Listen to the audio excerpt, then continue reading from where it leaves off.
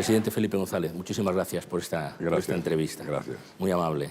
Tenemos que hablar de 40 años de democracia en España.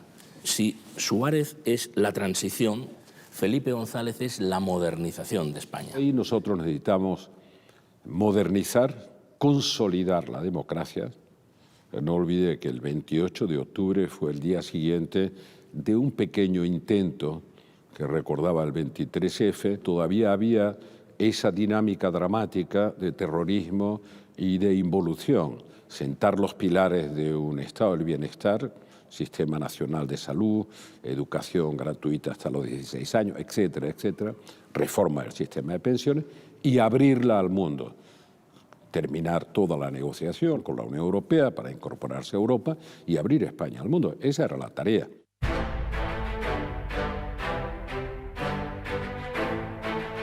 Yo a las 9 menos cuarto ya llamé a Felipe González y le dije, presidente, 202. Cuando llegamos al gobierno, la situación macroeconómica era mala. Los asesinatos han marcado toda la transición. Primero era decir a mi familia, estoy vivo, estoy entero, porque mis hijos habían escuchado la explosión yendo en el autobús al colegio. Mi mujer la había escuchado desde mi casa. Recibimos una amenaza de ETA. En cuanto Francia dejó de colaborar, ETA va desapareciendo.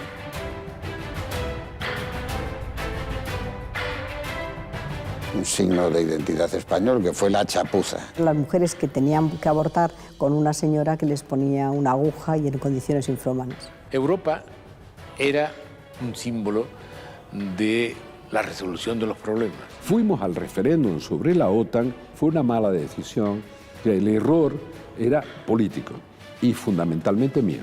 Yo creo que así empezó Fidesz. La corrupción en España fue algo que estuvo ausente de la transición. No estábamos preparados para asumir que algunos de los nuestros eran tan golfos como otros. Felipe González es la innovación, la renovación del socialismo español.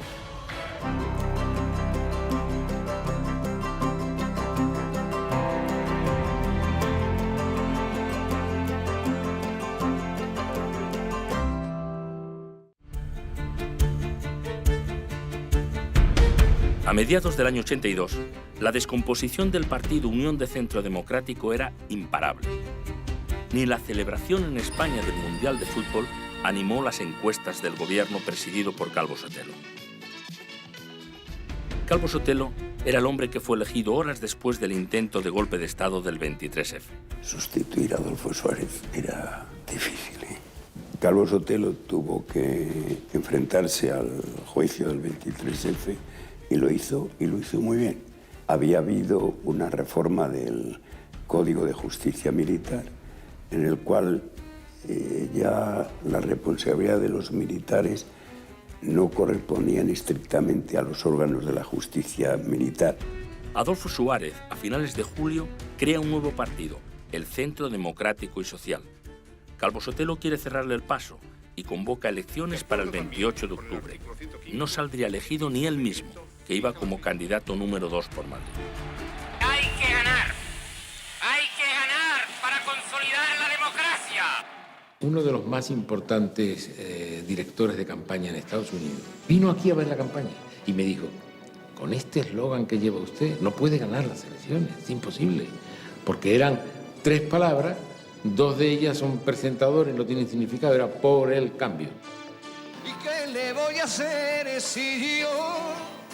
Siendo como soy, partidario de la vida, de la gente, de la libertad y de la paz, yo también estoy por el cambio. La llegada del PSOE no hubiera sido posible sin la intervención de personas como Suárez o de personas que consiguieron la legalización del Partido Comunista y que consiguieron que además no se saliera todo de madre ni por un lado ni por otro, que probablemente es el espíritu de la transición. No era un periodo de confrontación, era un periodo de borrón y cuenta nueva. Por supuesto, para hacer borrón tienes que dejar unas cuantas cosas en el cajón. Pero así es como se hizo y creo que salió bien. Las urnas dieron la mayor victoria electoral de la historia de España en diputados al socialista Felipe González. El Partido Socialista Obrero Español ha obtenido el respaldo mayoritario del pueblo español en esta elección. ¿Realmente ustedes mismos quedaron sorprendidos de tanto voto, de 202 diputados sobre 350? Yo sí confiaba en que iba a ser muy importante. Yo a las 9 menos cuarto ya llamé a Felipe González y le dije, presidente, 202. Partido Socialista Obrero Español. Diputados 202. En aquellas elecciones se presentó, por cierto, un partido inspirado por el golpista Tejero, que sacó solo 25.000 votos, es decir, 500 por provincia como promedio. Quedaba claro, los españoles rechazaban la vuelta atrás. La noche electoral fue de alto impacto. A medida que llegaban los datos, lo que estábamos viendo era cómo se producía un cambio de verdad del sistema. Desaparecía aquel partido moderado de centro, que era Unión de Centro Democrático, que había facilitado la transición. Crecía de una manera exponencial y tremenda y desproporcionada el Partido Socialista, con un enorme voto popular basado en el éxito de Felipe. Y a continuación se hundía el Partido Comunista, que había sido un partido de enorme relevancia en el final del franquismo, los 20 diputados que tuvo en las primeras elecciones, y de pronto se desploma y se convierte en nada, se convierte en 4 escaños hasta prácticamente desaparecer de la vida política. Prometo por mi conciencia y honor cumplir fielmente las obligaciones del cargo de presidente del Gobierno. Con la llegada de Felipe González al poder, se recibieron 2 avisos serios. Uno del golpismo, otro del terrorismo. La guerra seguía declarada. ETA no cuestionaba, digamos, la dictadura, cuestionaba la convivencia y la democracia. Cuando llegamos había un solo coche blindado en el País Vasco. Morían 90 personas al año. La transición no fue un camino de rosas, fue un camino dificilísimo. Nadie ayudó. Y los terroristas, desde luego, lo que querían era incitar al golpismo. Y la prensa muchas veces quiso buscar alguna clase de connivencia con los terroristas, alguna clase de compromiso con ellos, pensando que cerca de ellos había más lectores o más público. Para días antes de las elecciones se desarticula un posible nuevo golpe, el de los coroneles, insinuado ya por el general Milans del Bosch en el juicio del 23F.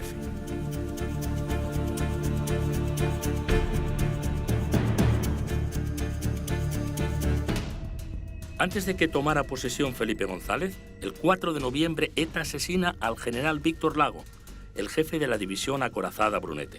3 días después de empezar su mandato, el ya presidente visita el cuartel general de la división. La primera vez que un jefe de gobierno visitaba la división acorazada Brunete. Absolutamente traumatizada por el asesinato del general Lagos, que fue una presencia de un fuerte grado de simbolismo, que incluso los militares más conservadores o más herederos de la tradición franquista agradecieron, porque era la primera vez que se producía. Es que al lunes siguiente, lo que me parece que se llamaba Consejo Supremo de Justicia Militar, tenía una reunión en la que pensaban poner en libertad a los que estaban detenidos por el 23F para que pasaran las Navidades fuera de prisión. Y lo evitamos, por decirlo con claridad.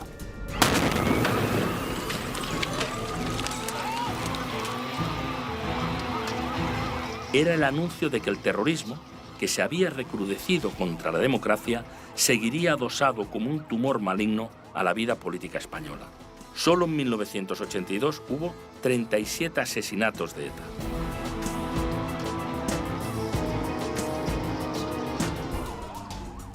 Recibir a las 5 de la mañana una llamada diciendo que han matado en un cuartel y han muerto 2 niños, y te deshacía, te desarmaba. No podías dedicarte a las otras cosas que tenías que dedicarte. Hicimos un gran esfuerzo y yo creo que dio su fruto. Los asesinatos han marcado de una manera además injusta toda la transición, y es un cáncer que hemos tenido ahí y que en algunas ocasiones ha peligrado en hacerse metástasis grave para todo el país. El primer problema es que la democracia no estaba consolidada.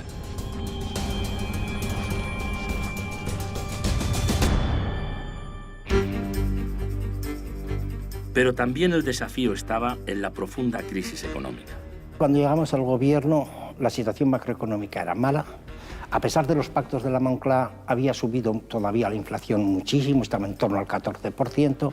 La balanza de pagos estaba en desequilibrio. y había una enorme desconfianza internacional que estaba traduciéndose en una especulación muy fuerte contra la peseta, lo que nos obligó inmediatamente a devaluarla para poner las cosas en orden. La primera sorpresa que se produjo con la llegada al poder del equipo socialista fue que, frente a todos los temores de una mayor nacionalización de la economía, un mayor estatismo en las políticas públicas, se produjo una apertura. Se produjo una flexibilización, se hicieron reestructuraciones de sectores básicos y se acometió la privatización de compañías, de sectores enteros que hasta entonces habían estado bajo la órbita del Estado. La idea de Felipe González era no nacionalizar nada, sino todo lo contrario. Pero es verdad que 3 meses después, Miguel Boyer, su ministro de Economía, Hacienda y Comercio, liberaliza la economía y expropia Rumasa, el imperio de Ruiz Mateos, en un Consejo de Ministros que duró hasta la madrugada. Y decidieron cerrar Sagunto, emblema siderúrgico, y también empresas de construcción naval en Galicia, en el País Vasco, en Asturias y en Andalucía. Y fue muy difícil, porque yo recuerdo cuando dijimos en Sagunto, hay que cerrar Sagunto para rehacerlo todo. Pues yo tenía delante de mi balcón, cuando era vicepresidente, todos los días gente gritando: Felipe, guerra, Sagunto no se cierra. Todos los días yo trabajaba con la canción diariamente. Fue duro, pero salió bien. Yo creo que los sindicatos lo entendieron y salió bien. Yo recuerdo ese día en el que yo le traslado en el telediario: ¿qué siente usted cuando ve en una pared Solchaga, cabrón, trabaja de peón? Será un shock para cualquiera que siempre había creído estar del lado de los trabajadores, que fueran estos los que de alguna manera le insultaran o se metieran a veces con su familia.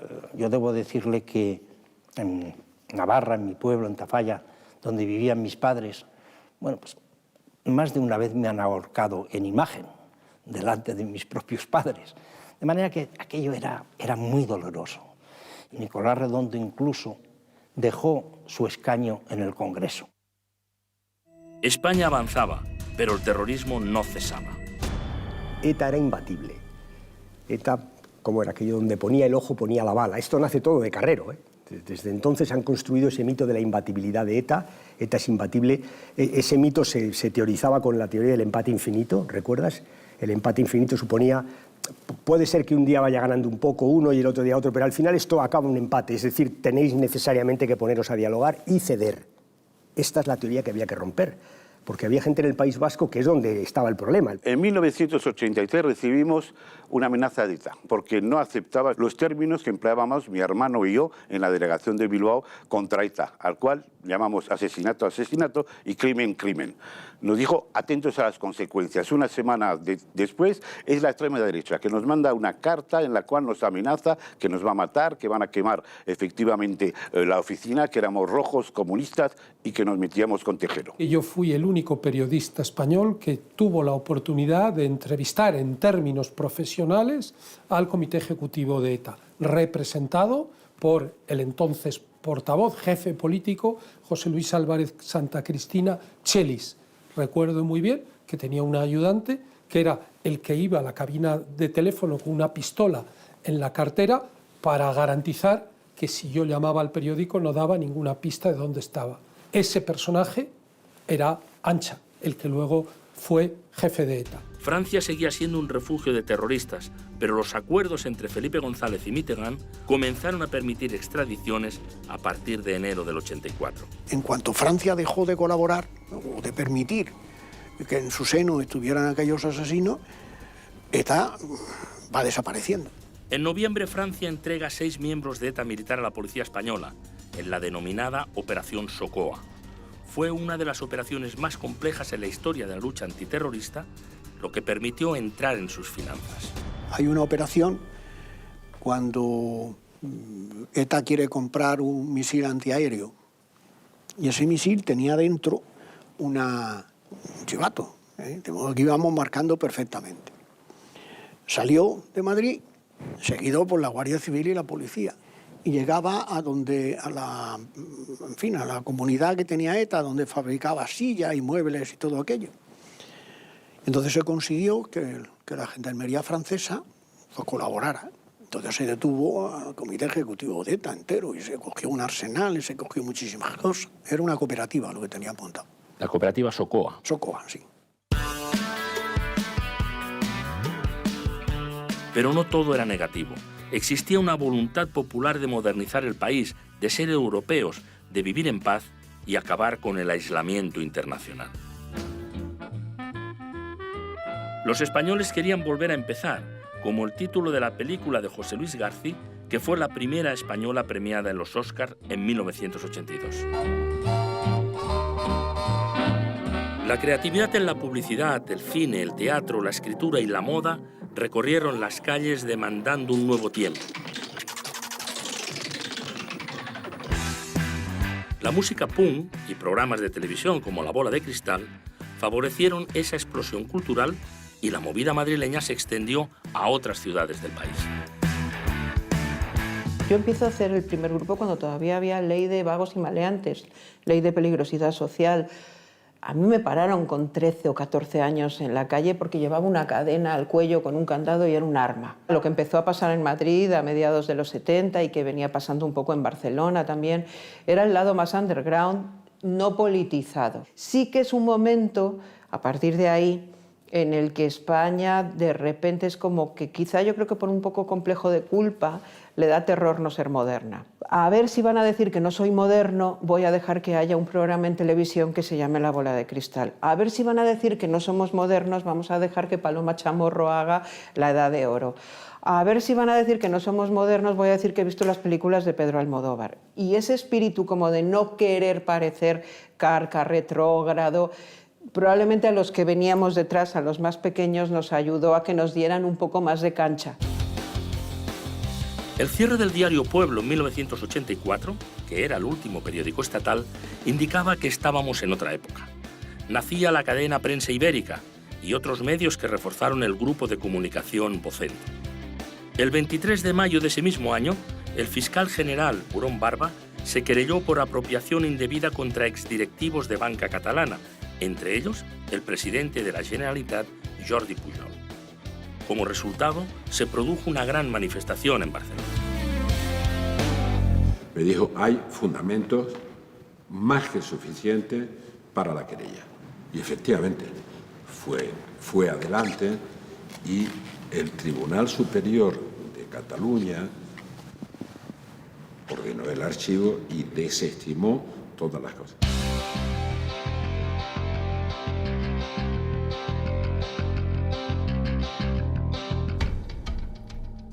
El 12 de abril del 85, la yihad islámica presenta credenciales con un atentado en el restaurante El Descanso, frecuentado por militares americanos y sus familiares.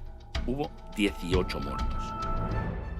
El 12 de junio, por fin, España firmó el Tratado de Adhesión a las Comunidades Europeas y lo hizo junto con Portugal. Acto solemne en el Palacio Real por la mañana y por la tarde en Lisboa. El 1 de enero del 86, España ya formaba parte de Europa. Europa era, para nosotros y para muchos españoles, una idea, un símbolo de la resolución de los problemas.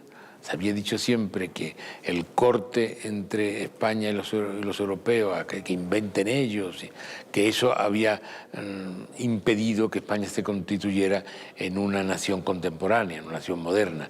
Y por tanto, teníamos como una de las primeras intenciones lograr derribar los Pirineos. No fue fácil, pero se hizo pronto. Se logra en el 85 y se ingresa el 1 de enero del 86.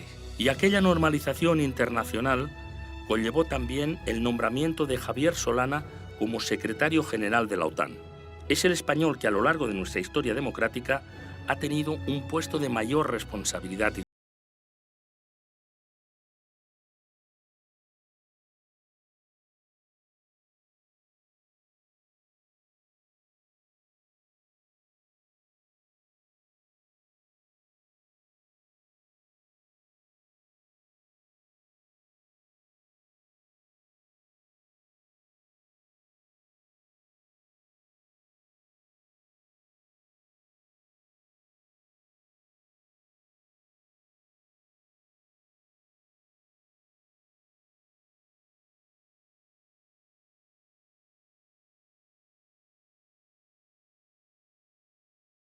Necesito un referéndum para cambiar la posición. Y va. ¿Ahí se la vuelve a jugar otra vez políticamente? Sí, la vez probablemente en que más me la he jugado políticamente. Yo hice algo que se ha olvidado y se trastoca la agenda. Firmamos el 12 de junio del 85 el ingreso en las comunidades. Ingresamos efectivamente el 1 de enero del 86. Establecimos relaciones diplomáticas con Israel el 23 de enero del 86, después de ser miembros de pleno derecho. Y fuimos al referéndum sobre la OTAN en marzo, cuando ya no era una condición ni virtual ni real, que nunca lo fue, para ser miembro de la Unión Europea. La primera gran movilización que aglutinó a todas las fuerzas políticas contrarias a la Alianza Atlántica se celebró en Madrid en noviembre del 81. El lema, por la paz, el desarme y la libertad. El hombre puso nombre a los animales.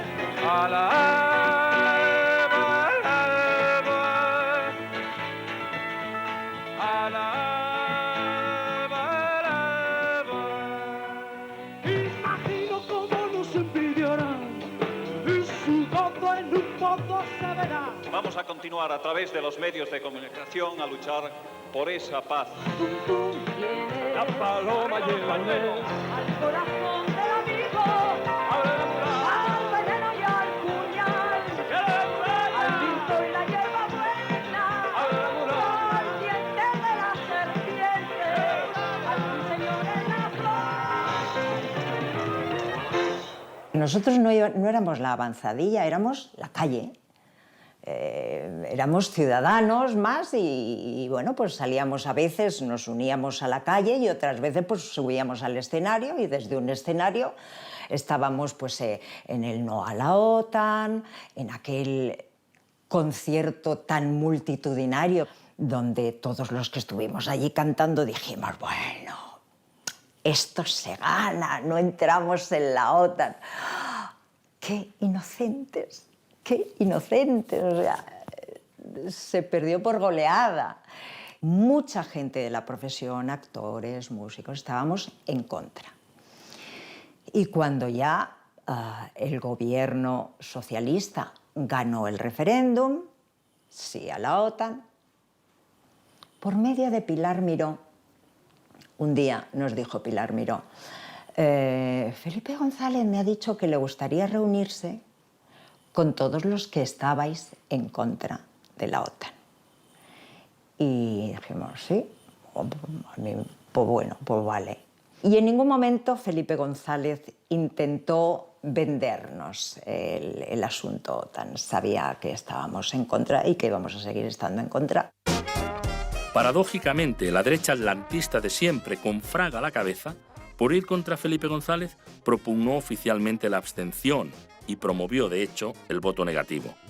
El partido de Manuel Fraga Iribarne, en vez de apoyar lo que había estado toda la vida apoyando, dice que se abstiene, para que se cueza en su sopa el Partido Socialista. Y de pronto aquello que, según todas las encuestas, iba a resultar una victoria de la decisión de incorporarse a la OTAN, empieza a resultar dudosa.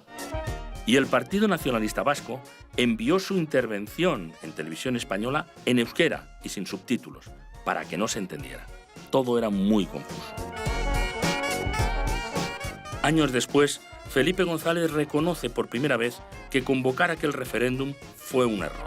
Fue una mala decisión porque fue violentar el estado de ánimo de mucha gente que se sentía cómoda con el gobierno, pero no cómoda con decidir sobre el destino del pacto militar. Y eso era perfectamente comprensible. O sea, el error era político y fundamentalmente mío. Un error que le costó caro, porque ahí nació el caso Filesa. El PSOE se financió irregularmente para pagar un referéndum que, de forma incomprensible, se convocó sin presupuesto público para soportar los gastos. Yo creo que así empezó Filesa. En aquel momento yo no sabía que se empezaba nada. Pero luego me di cuenta que aquellos que estaban dándole dinero al Partido Socialista para poder cargar la campaña en la que no quedaba un real, debieron hacer cosas del calibre de yo te doy este dinero y tú me dices que me haces un informe, tú hazme un papel que yo justifico con tal y tal. Que cuando luego apareció el tema de Filesa, a mí me sonó muchísimo a el comienzo de la fabricación de aquel jaleo que luego degeneró de una manera absolutamente patética. Pero que sería bastante interesante que al repasar la historia se recuerde también la importancia que tuvo en aquel momento esa especie de irrupción en el dinero a lo loco por parte del PSOE, la importancia que tuvo en aquel momento la decisión de Manuel Fraga Iribarne. Otra cosa es después que empezaron a meter sus pecadoras manos allí unos y otros.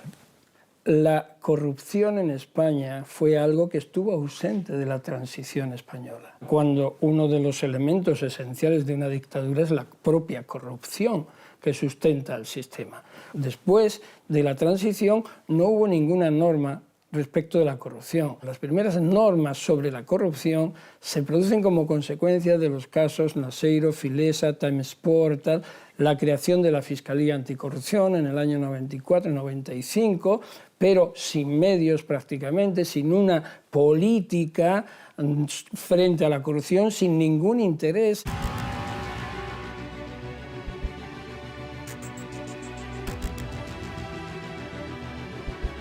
Fueron años de gran desarrollo económico, de expansión, de infraestructuras jamás realizadas. Los fondos europeos resultaron fundamentales. En junio del 85 se aprueba la ley de despenalización del aborto para 3 supuestos: riesgo para la salud de la madre, malformación del feto y violación. Las calles se llenaron de manifestaciones a favor y en contra, con algunos altercados. En aquellos momentos en España había las mujeres que tenían que abortar, jóvenes o mayores, pues tenían que irse si sus padres se lo pagaban, y en muchos casos las conducían a Londres para que pudieran abortar, y las que no podían por medios económicos lo hacían aquí con una señora que les ponía una aguja y en condiciones infrahumanas. Yo recuerdo haber firmado una carta con muchísimas mujeres, escritoras, periodistas, actrices, directoras, mujeres de la sociedad civil, diciendo yo he abortado, cuando no era cierto. Pero todas tuvimos que decir yo he abortado. Y que nos hagan una demanda a toda esa sociedad civil. Es decir, esos pasos los tuvimos que dar porque no había otra forma. Es decir, que lo que se ha conseguido ha sido a costa de arrancarlo, pero arrancarlo. Yo pido el aborto, pero no para que se obligue a las mujeres a abortar, sino para que las que tengan necesidad lo puedan hacer en las mínimas condiciones higiénicas, de seguridad y tal. 3 meses después del referéndum, en junio del 86, se celebran unas nuevas elecciones que dan al PSOE la mayoría absoluta. El año 87 comienza con graves y violentos disturbios estudiantiles en Madrid, por la limitación de acceso a escuelas y universidades. El azote del terrorismo no cesa. Matanza indiscriminada en Barcelona el 19 de junio, dejando 21 muertos en Hipercor.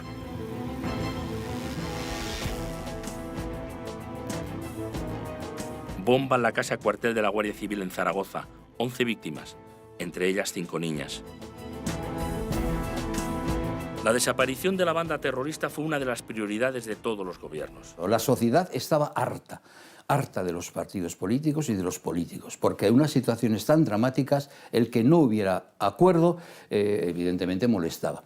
Si a eso sumamos que en ese año 87 se nos han producido el atentado de Hipercor en Barcelona, o sea, un atentado por primera vez donde población civil, hombres, mujeres, jubilados, jubiladas, con sus nietos, sus niños, matan. Y además, cuando estamos tratando de ver cómo podíamos reconducir un intento de acuerdo entre los partidos políticos para poder presentarnos ante la sociedad con capacidad de buscar unos entendimientos, encima se nos pone encima de la mesa el atentado de Zaragoza.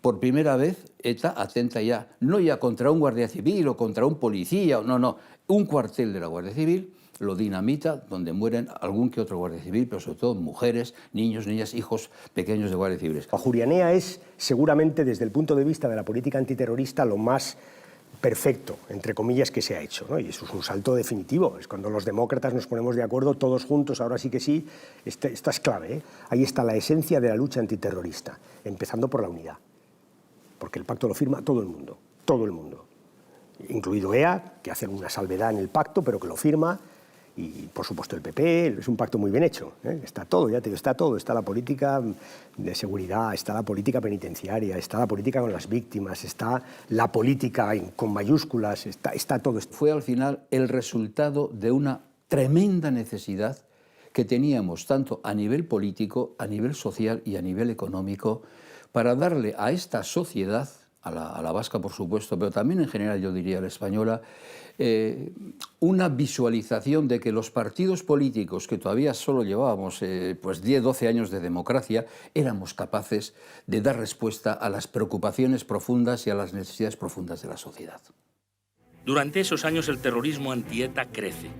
Los grupos antiterroristas de liberación, conocidos como el GAL, mataron a 20 personas relacionadas con ETA desde el 83 al 87. El secuestro y posterior asesinato a tiros y entierro a Calviva de Lassa y Zabala, considerados próximos a ETA, fue el primer acto de los GAL. París convocó de urgencia al ministro Barrionuevo y al secretario de Estado Rafael Vera.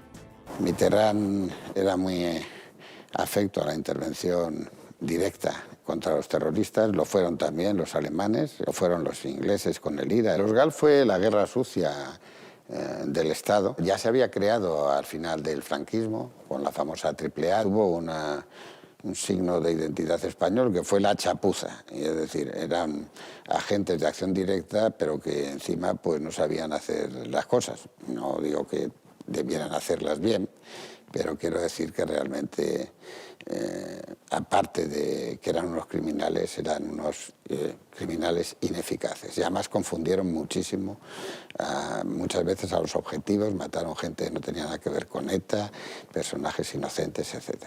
El ejército del 23F, digamos, el ejército que estuvo coqueteando con el 23F o dejándolo tal o dejándose querer, se convirtió en otro en un tiempo verdaderamente récord. El gobierno de González se lanzó con alma, vida y corazón en esa operación. También creo que la aproximación a los mundos de la OTAN y esto, cuando empezaron los militares españoles a verse con colegas suyos que hablaban francés, inglés, alemán, empezaron ya a tener que refrescar mucho. Pero en los temas referidos a la seguridad del Estado, ahí, por lo que fuera, ahí no se metió la mano igual que en el ejército se metió. Dígame, general, ¿había un GAL o había varios GAL? Yo qué sé, yo de eso no quiero hablar. No quiero hablar.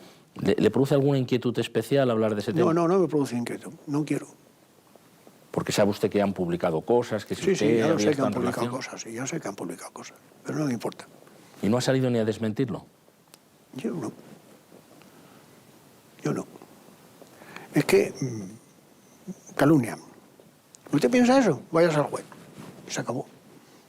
¿Me habla del general Galindo? Le tengo un gran respeto. El 60 o el 70% de los guardias civiles asesinados antes eran de la comandancia de San Sebastián. Y en cambio, cuando Galindo se hace cargo del mando, no hay tantos muertos de la Guardia Civil y hay muchísimos detenidos, muchos comandos desarticulados de la Guardia Civil. Llega un gobierno con 10 millones de votos. Ese gobierno le dice, contáis con todo nuestro apoyo. Ahora sí que tenéis todo nuestro apoyo. Ahora no podréis decir que no. Yo creo que ese respaldo clamoroso del nuevo gobierno a las fuerzas de seguridad debió, que está bien, parece que era lo lógico, yo tengo la impresión de que eso debió alimentar una extraordinaria cantidad de locuras que podían estar creyendo que recibían una especie de patente de corso para la impunidad. Había, digamos, también algunos componentes civiles, ¿no?, en una respuesta a la agresión terrorista. Y eso ocurre, digo, a partir del asesinato de Carrero, durante lo que hemos llamado la transición, y después durante los 3 o 4 primeros años de mi gobierno. Yo lo viví con sufrimiento, pero digo, cambiaba de nombre, pero ni siquiera de personalidades o entornos. Era un fenómeno que veníamos viviendo. Es obvio que la concentración de la atención se produjo contradictoriamente, contra o durante nuestro gobierno. Y a los 3 o 4 años había desaparecido. Eso, vale decir, en 86, 85, 86 había desaparecido completamente, pero llevaba 12 años acompañándonos. En julio de 1988 se celebra el primer juicio contra el GAL. Baltasar Garzón condena a los policías Amedo y Michel Domínguez a 117 años de cárcel. Cumplirían solo 12. El caso que más dio en conocerse y más polémica generó, que fue el caso de los GAL y específicamente el secuestro del segundo Marey, estaba abierto y el juez García Castellón lo había continuado. Cuando yo me reincorporé al juzgado, retomé las investigaciones de este caso y de todos los demás casos de ETA, de crimen organizado, etc. Y cuando meses después se consiguieron acumular una serie de indicios y de pruebas, se reactivó respecto de los nuevos imputados o implicados que aparecieron. Pero no porque yo quisiera hacerlo, sino porque aparecieron los elementos probatorios, los indicios, como la intervención de cuentas en Suiza, como las declaraciones de Amedo y Domínguez, donde descubrían lo que era realmente la trama de ese secuestro, documentos que después demostraban la caligrafía de el exdirector general Julián San Cristóbal, la implicación de Rafael Vera, etc.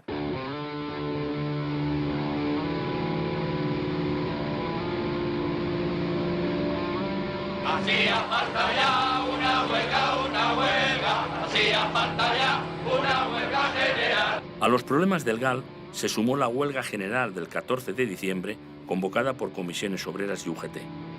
El detonante fue la aprobación del Plan de Empleo Juvenil que Felipe González presentó en un Consejo de Ministros. Se pedía recuperación del poder adquisitivo de los funcionarios, equiparación de las pensiones más bajas al salario mínimo y aumento de la cobertura del desempleo. Más de 8 millones de trabajadores, el 90% de los asalariados, apoyó la huelga dejando las calles vacías. Y yo recuerdo, trasladándome desde mi casa hasta el Ministerio de Hacienda entonces, ¿verdad?, un Madrid fantasmal, semivacío, porque todo el mundo, casi todo el mundo fue a la huelga. Una huelga que la apoyó, aunque pueda parecer paradójico, la derecha, porque estaba persuadida de que esto era un buen varapalo al gobierno. Y salió también en realidad porque la patronal y los sindicatos se pusieron de acuerdo. Entonces funcionó como un reloj. ¿Por qué? Porque la patronal estaba harta de nosotros. La fiscalidad pues iba aumentando poco a poco, se cobraban los impuestos, en fin, agencia tributaria, tal. Bah. Era lógico, llevábamos ya 8 años de gobierno, por tanto la huelga fue un éxito. El 29 de octubre del 89 llegó la tercera victoria del Partido Socialista. El PSOE volvió a ganar la mayoría absoluta, pero muy ajustada. Era la primera vez que Felipe González se enfrentaba a José María Aznar, líder del Partido Popular, la nueva formación refundada de la Alianza Popular de Fraga. La democracia algunas veces fue ingrata con algunos de sus defensores, por ejemplo, con el teniente general Gutiérrez Mellado. Con Gutiérrez Mellado no se portó bien en general la política. Él estaba ya retirado, estaba vendiendo contratos de ahorro energéticos por la calle. Le dije, yo creo que usted debe ir al Consejo de Estado. Y él me dijo que él no se sentía cualificado para estar en el Consejo de Estado. Mire, está decidido, lo voy a proponer. El inicio de los 90 empieza con Rosendo Naseiro ingresado en prisión. El primer tesorero del PP solo permaneció en la cárcel 5 días. A su salida, se presentó ante notario para denunciar que existía una caja B en el Partido Popular. Estos documentos nunca salieron a la luz, pero él tampoco volvió a la cárcel. En el PSOE, un escándalo de corrupción salpica a Alfonso Guerra, quien tiene que dimitir como vicepresidente por tráfico de influencias de su hermano Juan.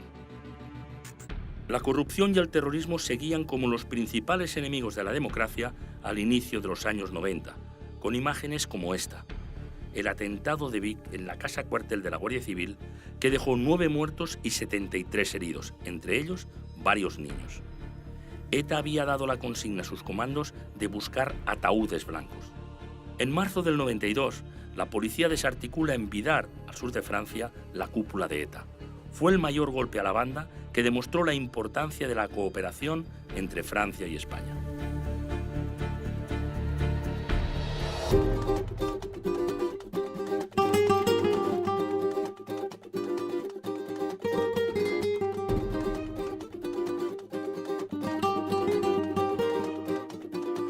El año 92 es el del escaparate internacional de la España modernizada. La Exposición Universal de Sevilla que hoy inauguramos es la mayor exposición de la historia. Esta exposición universal ha sido testigo del desarrollo del proceso de consolidación de la democracia española, de su avance económico, de la modernización de España. Coincidiendo con la Exposición Universal de Sevilla, se inaugura el tren de alta velocidad, el AVE, el segundo más rápido de Europa. El propio gobierno tenía dificultades internas para explicar que el AVE comenzara uniendo Madrid con Sevilla y no con Barcelona. «Vais hacia África en vez de ir hacia Europa», le decían. Felipe González tenía el convencimiento de que si no se empezaba así, no se vencería nunca el subdesarrollo del sur. Por lógica, se terminaría haciendo pronto el AVE a Barcelona. Así fue.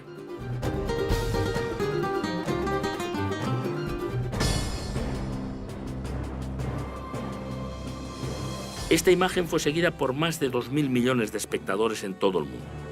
Los Juegos Olímpicos de Barcelona marcaron un antes y un después. Olga, la emoción más intensa, ¿en qué momento la sentiste en este estadio? Hubo varios momentos emocionantes. Ves aquel marcador.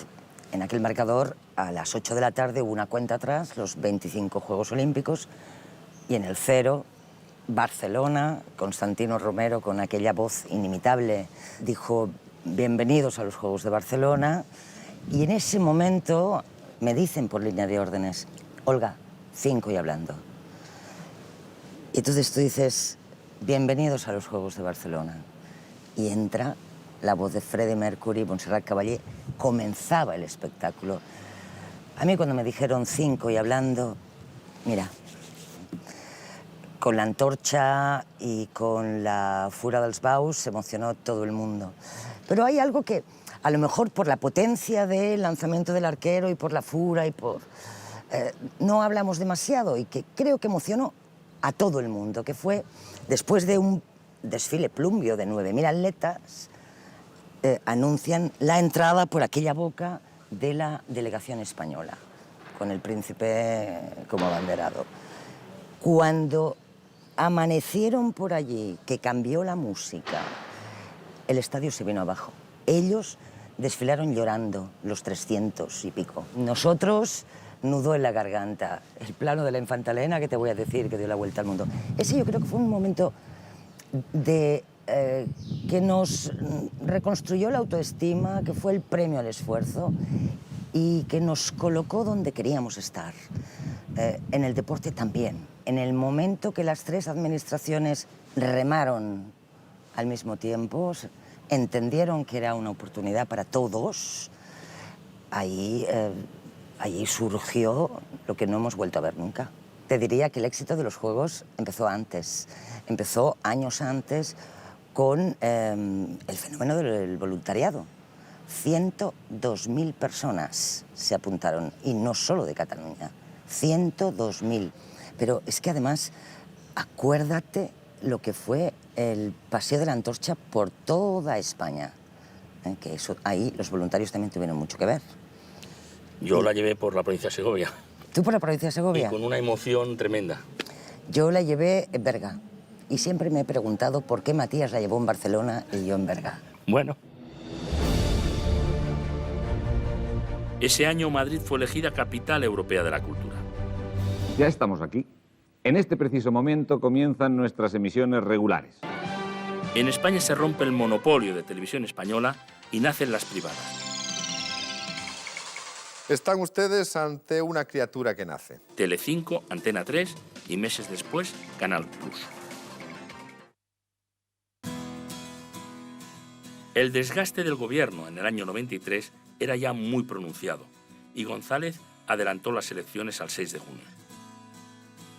Con un gobierno eficaz, con un gobierno honrado y con un gobierno que sepa vencer la crisis, superar la crisis y volver a recuperar la ilusión y la esperanza de los españoles y de España. Porque vamos a ganar esta batalla, este desafío histórico de nuestro país, y vamos a ganarlo en el mismo rumbo, pero haciendo ese cambio que el cambio necesita hacia adelante, sin desviarnos, sin volvernos atrás, sin que haya ninguna regresión. Tuve el honor de que usted y Felipe González aceptaran el primer debate televisado de la historia, candidatos a la presidencia del gobierno. Había una gran expectación.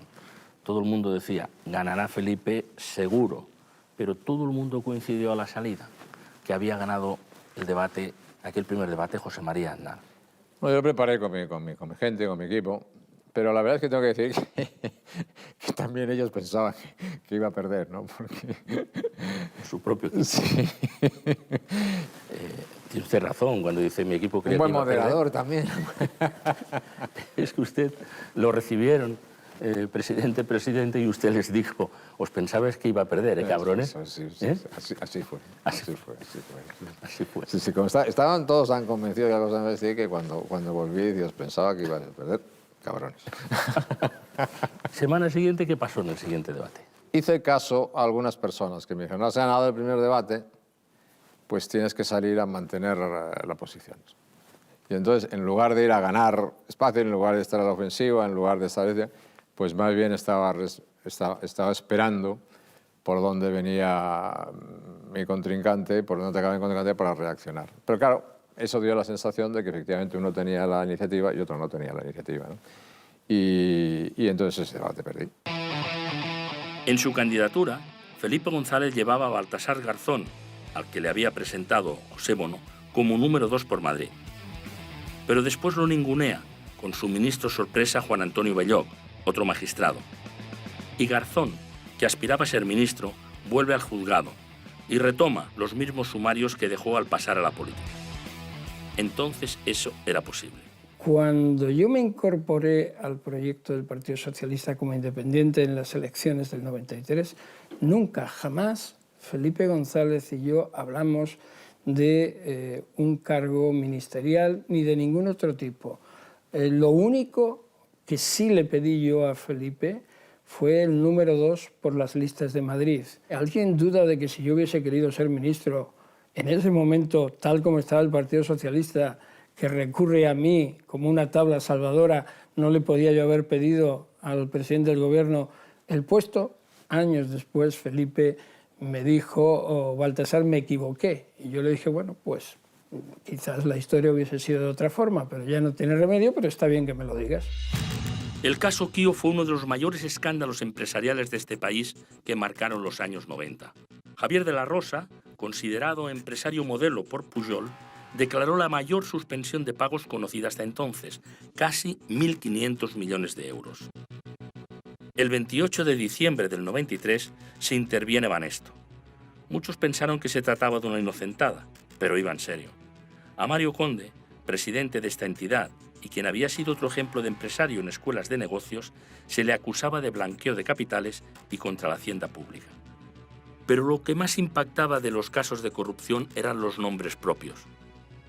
Las irregularidades fiscales del gobernador del Banco de España, Mariano Rubio, y sobre todo, la detención del que fuera director general de la Guardia Civil, Luis Roldán. Luis Roldán, director general de la Guardia Civil. Imagínese que tiene que salvar una cuenta que corre peligro. ¿Cuánto dinero es? Bastante. Puedo hacerlo por $1 millón. 24 horas después de que Luis Roldán ingresara su dinero en la cuenta de Paco... ¿Es legal? Ese dinero había dado 2 veces la vuelta al mundo. Tremendo que una persona que había estado en la política, primero en lo municipal y después en el Ministerio del Interior y por fin director de la Guardia Civil, que se lleve la caja de la Guardia Civil, me parece tremendo. Me parece que es un acto de un tipo que se persiguió en la medida en que se pudo hacer, pero sí, el impacto fue extraordinario. Lo peor es no tener explicación para las cosas que que uno encuentra que además nunca creyó que fuera a encontrar. No tenía mucha respuesta, ¿sabes? ¿Qué vas a decir? ¿Que tienes un golfo al frente de la Guardia Civil? ¿Y qué vas a decir? Pues lo siento muchísimo, es un golfo, lo meteré en la cárcel, ¿no? Yo reconozco que llegó un momento en que no, tenía una obsesión, ¿no? Pero era una obsesión no por el daño político que nos estaba haciendo, que también pudiera ser, ¿no? Era por el daño personal que me hacía a mí y a la gente con la que yo vivía, ¿no? Entonces, esto es lo que no... Digamos, no estábamos preparados para asumir que algunos de los nuestros eran tan golfos como otros. ¿Qué nos falló? Esto, la prevención. Hay que impedirlo, hay que poner reglas. Veníamos de una administración asfixiante, donde para mover un papel había que hacer 7 firmas. Para competir había que liberar al país de cargas burocráticas. Entonces empezamos a aligerar trámites y a quitar interventores y a quitar cosas previas con la mejor intención. Y quitamos muchos filtros, que en definitiva lo que hay que hacer es decir a la gente, ten cuidado que te vamos a pillar. Pero hay que trabajar para ese 0,1%, ese 1% que te acaba destrozando el cesto de las manzanas.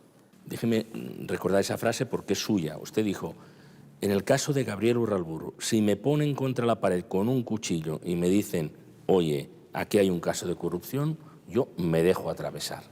Hasta hoy lo pienso. La ofensiva de ETA proseguía. Intentó asesinar a Aznar en abril de aquel año. Impactó a toda España el hecho, pero desde luego nos impresionó a todos admirablemente la entereza con la que usted salió de aquel coche y por su propio pie fue al hospital cercano. Yo tenía, desde que fui consciente del atentado, pues tenía 3 ideas muy claras en la cabeza de lo que debía de hacer, ¿no?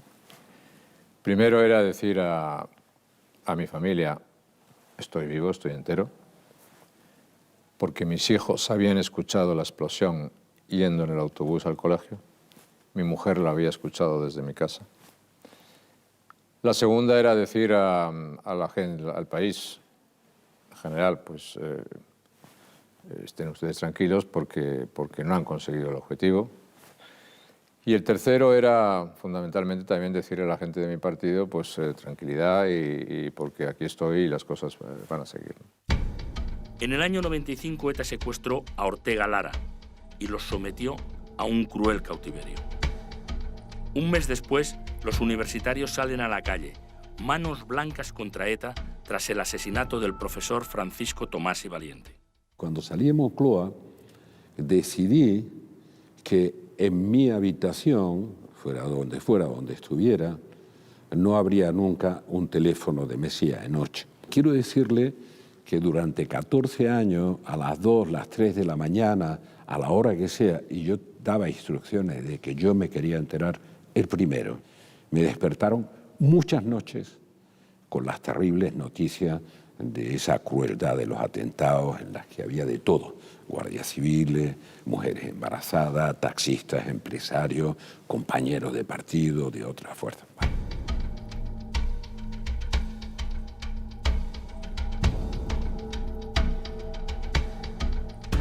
Las elecciones del 3 de marzo del 96 se celebraron 70 semanas antes de lo previsto.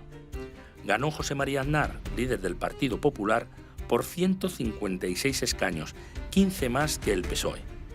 Se recuperó notablemente Izquierda Unida con 21 escaños. Fraga pronosticó que Felipe González duraría 2 años porque no podría controlar la inflación ni el orden público. Gobernó 14. A su salida, como dijo Guerra, a España no la conocía ni la madre que la parió. Y seguramente hubiera gobernado más si hubiera reaccionado antes contra la corrupción en su entorno. Le costó creérselo. Esos casos de corrupción no deben empañar una obra de gobierno inmensa. Felipe González, como reconoce todo el mundo, es uno de los grandes estadistas del siglo XX y el que más años ha gobernado democráticamente. Felipe González es la innovación, la renovación del socialismo español. Suárez dirigió magistralmente la transición. Felipe González dirigió la modernización de España. Esos 2 personajes al frente de la política cambiaron el destino de este país, alejándolo de la dictadura y del subdesarrollo.